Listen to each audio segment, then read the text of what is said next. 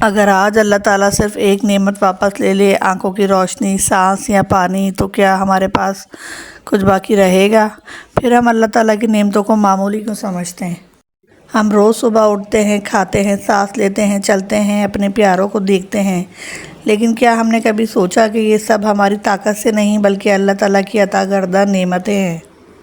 اللہ تعالیٰ سورہ ملک میں فرماتے ہیں، کہہ دیجئے وہی ہے جس نے تمہیں پیدا کیا اور تمہیں کان، آنکھیں اور دل عطا کیے، مگر تم بہت کم شکر ادا کرتے ہو۔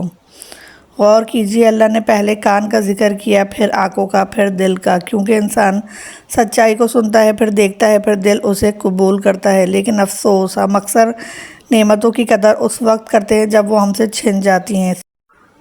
صحت ہو تو شکر نہیں، بیماری آئے تو دعا شروع ہو جاتی ہے، وقت ہو تو قرآن کے لیے فرصت نہیں، لیکن مصیبت آئے تو دل اللہ کو پکارنے لگتا ہے۔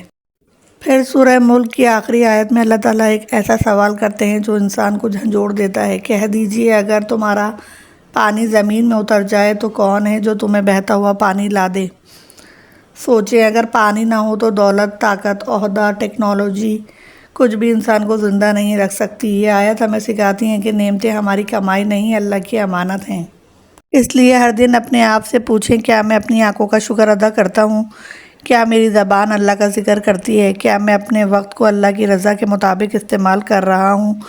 نبی کریم صلی اللہ علیہ وسلم نے فرمایا، دو نعمتیں ایسی ہیں جن کے بارے میں اکثر لوگ خسارے میں ہیں، صحت اور فراغت۔ اے اللہ، ہمیں اپنی نعمتوں کو صحیح قدر کرنے والا، ہر حال میں تیرا شکر ادا کرنے والا اور تیری نعمتوں کو تیری اطاعت میں استعمال کرنے والا بنا۔ آمین۔ اگر آج آپ کی ایک نعمت چھن جائے تو کیا آپ واقعی اللہ کے شکر گزار رہیں گے؟ سوچیے اور کمنٹس میں بتائیے۔ اس طرح کی مزید معلوماتی ویڈیوز دیکھنے کے لیے چینل کو سبسکرائب کریں اور شیئر کریں۔ اللہ حافظ۔